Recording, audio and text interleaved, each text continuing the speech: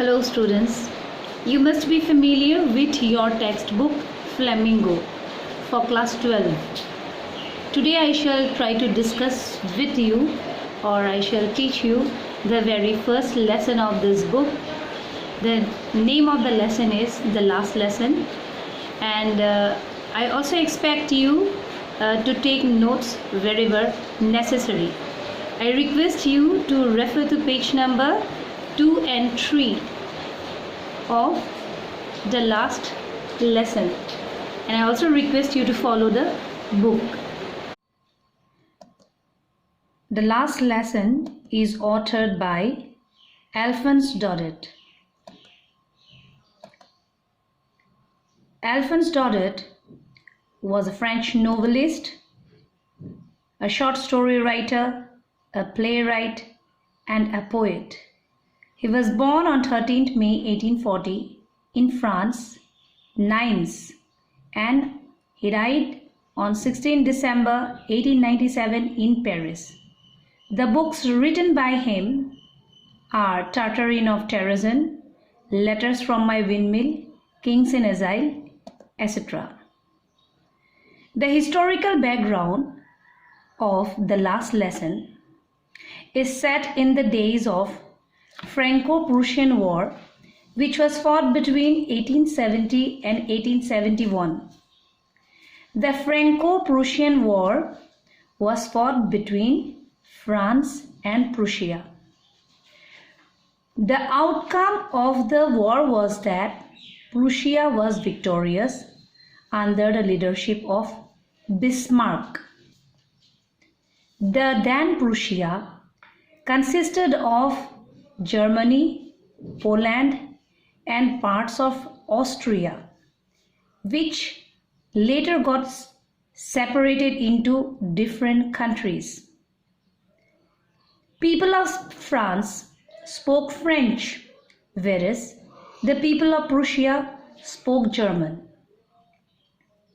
The outcome of the war was that two French districts, namely Alsace and Lorraine, had been handed over to Prussia.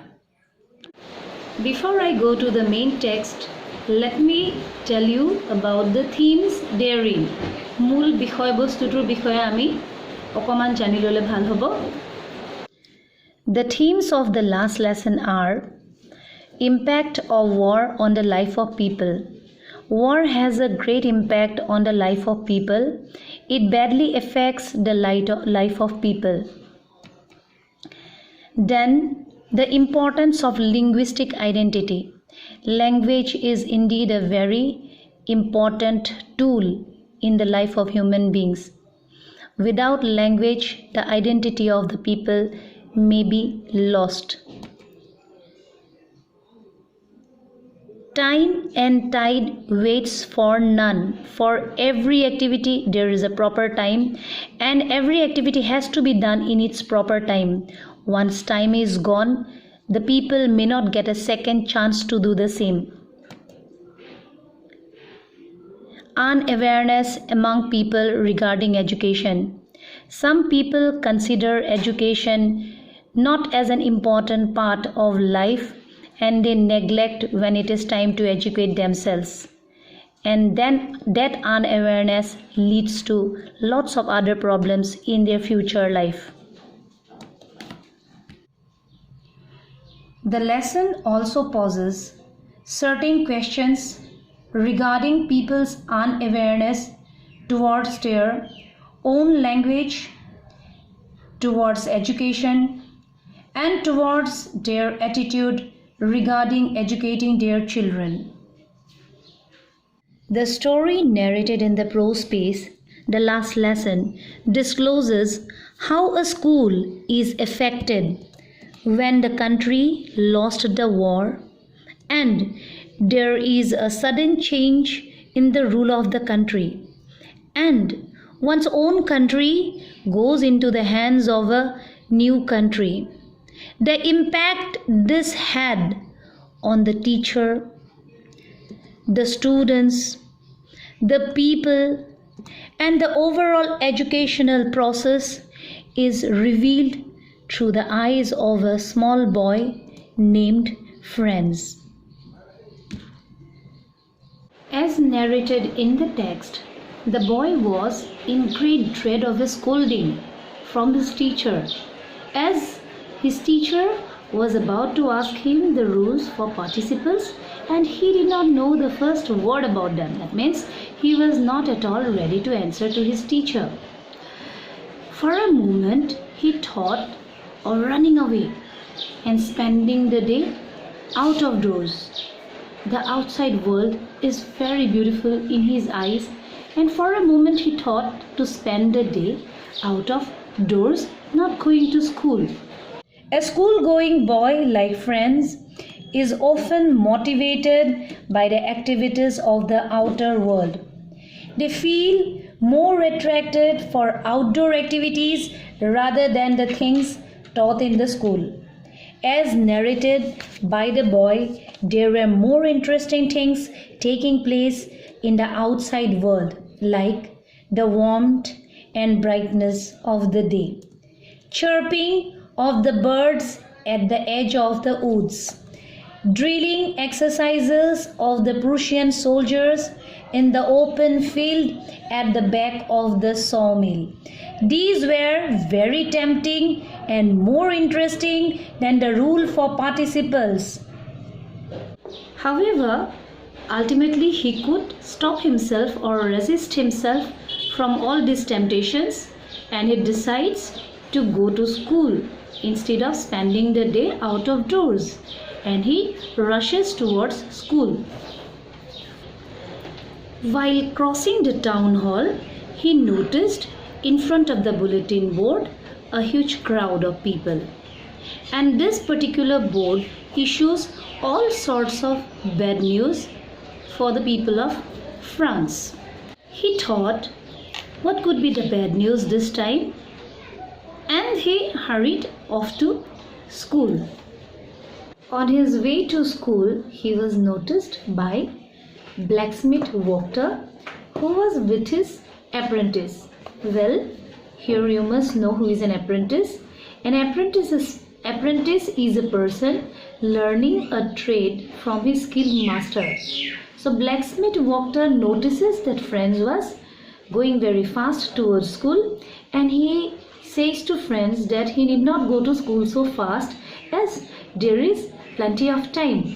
And Franz was surprised to hear that, and he did not know why the blacksmith had said like that. Anyways, he went to school, and when he reached school, he could notice some change in the school.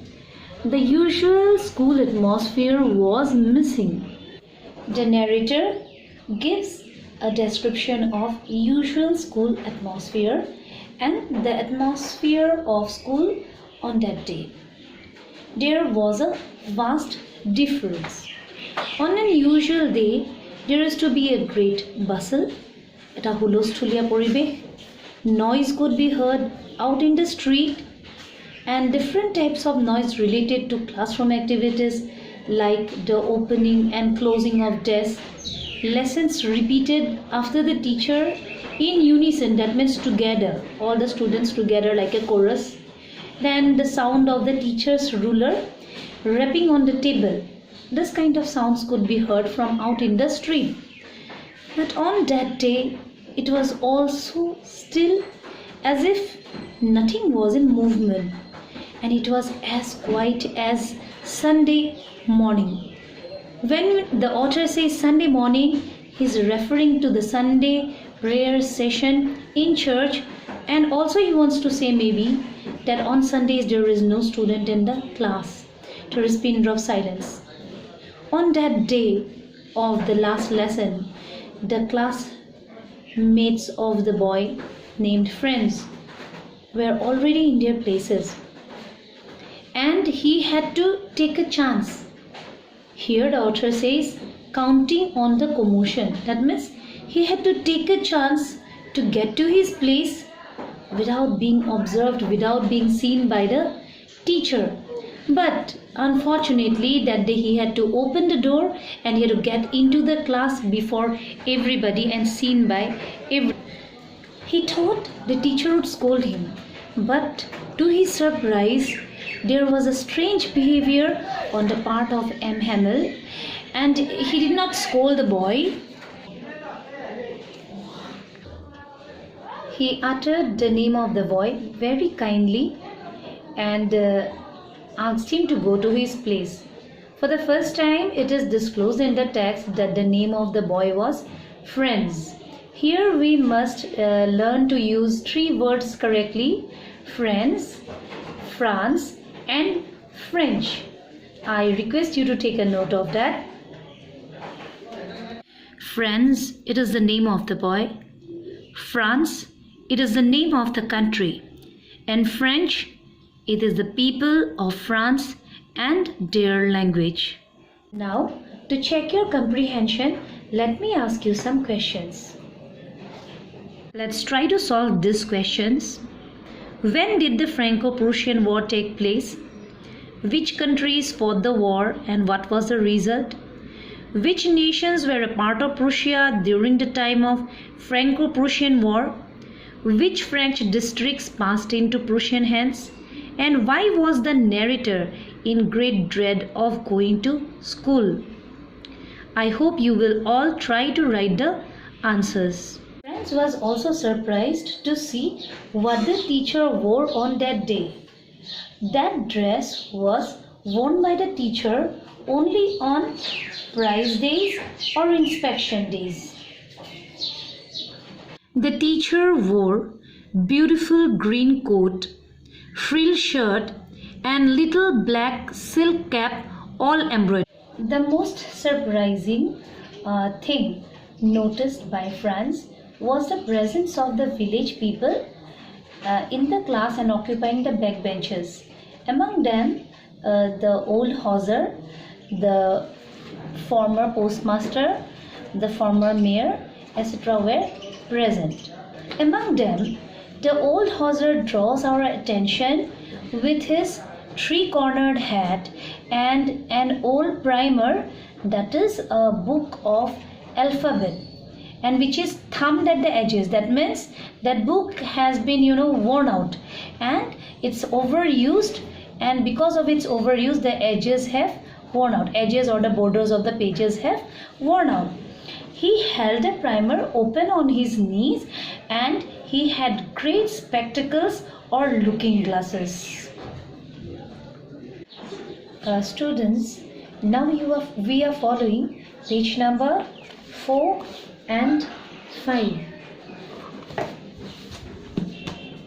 M. Hamel delivers his most important address to the children.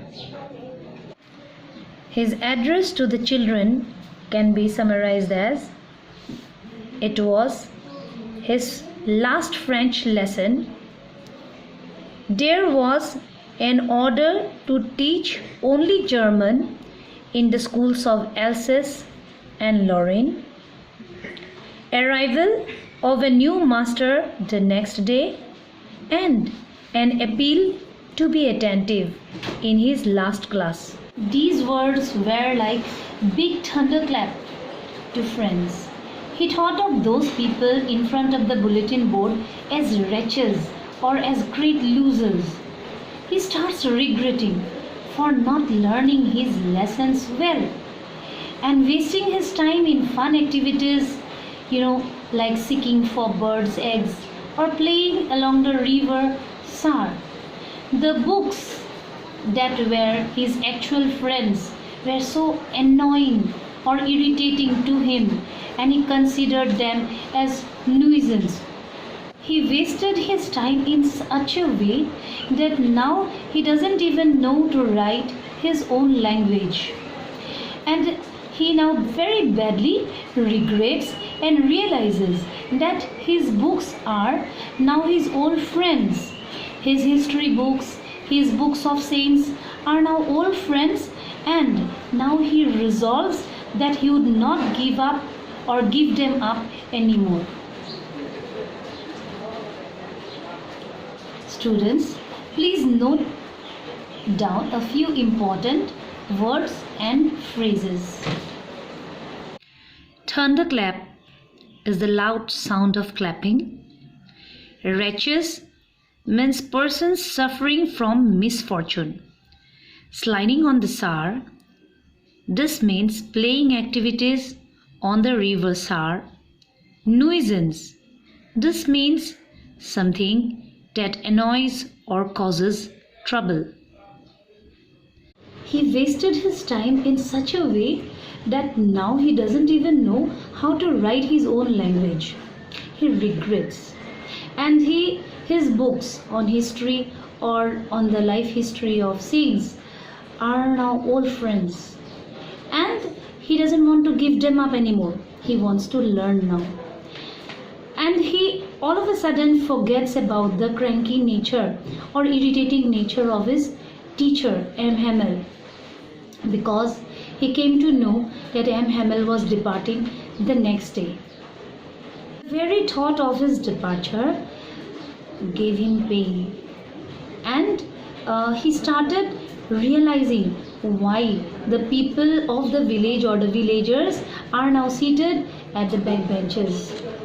Friends ultimately understands why the village people have come to school on that day. The first reason for that was they were feeling very sorry as they had not gone to school more. The second reason was that they wanted to thank the master for his 40 years of faithful service. And the third reason was that they wanted to show their respect for the country which was theirs no more and had gone into the hands of Prussian army. Let's try to recapitulate the reasons for the presence of villagers. The first reason, for being sorry that they had not gone to school more. Second, to thank the master for his 40 years of faithful service. And the third, to show respect to their country which is no more in their hands. Let's try to check your comprehension through some questions. The first question is, what was so unusual on the day of the last lesson? The second, what did the teacher wear on the day of the last lesson? Third, why was Franz so surprised? Fourth, what did the old Hauser bring with him? Fifth, what did M. Hamel say addressing the children? And sixth, why did the village people come on that day? I expect you all to write down the answers on your notebooks. Said by the teacher, when it was the turn of Franz to recite, he tried to recite the rule for participle so loudly and so clearly as he could to show his interest to the teacher on the subject. But he had failed to do so, as he never paid attention in the class. But M. Hamel, surprisingly on that day, did not scold him. Instead, he comforted him, saying that he alone was not to be blamed. But it's true that Franz never learned his lessons in time, and he always kept it for tomorrow. Then M. Hamel says something very important, and let's take a note of that. You pretend to be Frenchmen, and yet you can neither speak nor write your own language. M. Hamel tells the class that they can only pretend or make a show off to be Frenchmen, as they can neither speak nor write their own language. The Prussians would get an opportunity to laugh at them. M. Hamel says that everyone has a share in the process of learning not being successful.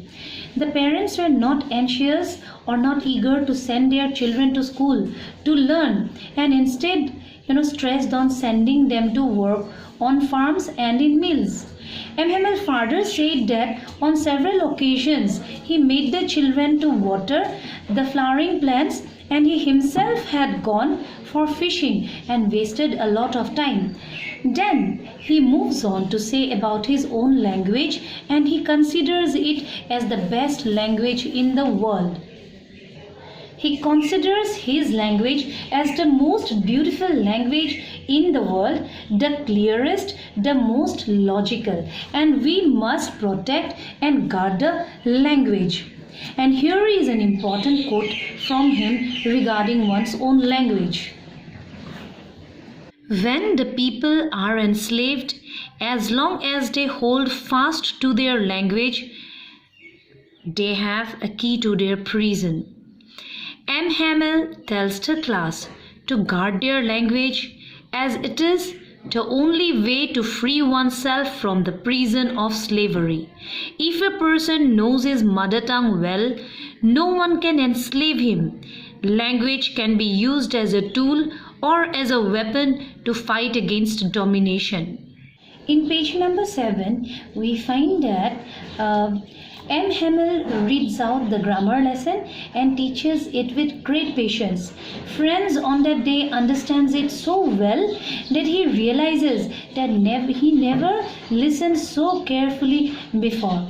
The master had put on his best effort to make the children learn at one stroke. এবাৰতে সকলো মাইণ্ডত সুমিয়াই দিব বিচাৰিছিল. He knew very well that it was their last opportunity to learn their language. He distributed new copies to the children where it was written Franz Alsace, Franz Alsace. He was so full of patriotic feelings that the copies appeared to him like flags of France and floating everywhere in the class. The children were so busy writing, they did not even notice that some beetles flew in the class. And they tried to trace even, some unuttered alphabet, which are symbols. And they thought those symbols to be alphabet, and they thought that this was too a part of their language. And they tried to trace them out in their copies. That day, pigeons, who usually made loud cooing sounds, cooed very low, as if they too realized the importance of the last lesson.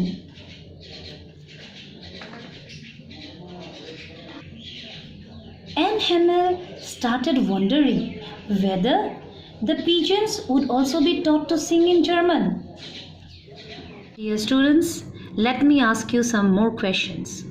What did M. Hamel say to Franz when he failed to recite the rules for participle fluently?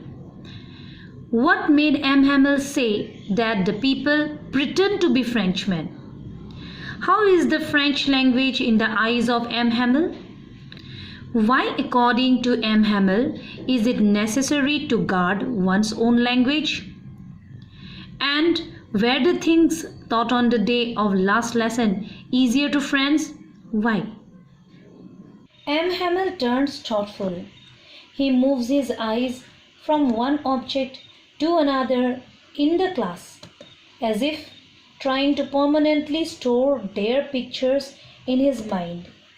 During his 40 years of service, only a few changes could be noticed. Among them, the desk and benches had been worn smooth. That means they had become smoother by overuse. The walnut trees in the garden had become taller, and the hopvine that he planted himself, that had reached up to the roof. Franz realized the pathetic condition of his master. He was heartbroken, and his sister was busy packing things in the room above. They had a lesson in history too. Then the students chanted or spoke together some lessons of lower grade. Old Hauser tried to spell the letters with students and crying at the same time. His voice trembled with emotion, and seeing that Franz had mixed feelings, he wanted to laugh, but his emotions overpowered him. Church clock struck 12. M. Hamel stood up, appeared very pale, looked very tall. Maybe Franz had never seen him with that great attention. He began to say, "My friends," but his emotions did not let him speak further. He wrote his last words on the blackboard, Vive la France, which means long live France. He leaned his head against a wall and just made a gesture asking the students to leave. Last words of the last lesson were, "School is dismissed, you may go." Dear students, we may think of life as an endless journey, but we should always realize that there is proper time and opportunity for doing things. If we don't do our regular activities in proper time, we may not get a second chance to do it again. Time and tide waits for none. Learning is the best thing, and when it is time to learn, we should put in our sincere efforts just to do so. War never brings happiness, and our language can be the best weapon at the time of crisis. নিজৰ শিক্ষা, নিজৰ ভাষাৰ জ্ঞান আৰু নিয়মানুৱৰ্তিতাই মানুহক কেতিয়াও বিফল হ'বলৈ নিদিয়ে। ধন্যবাদ।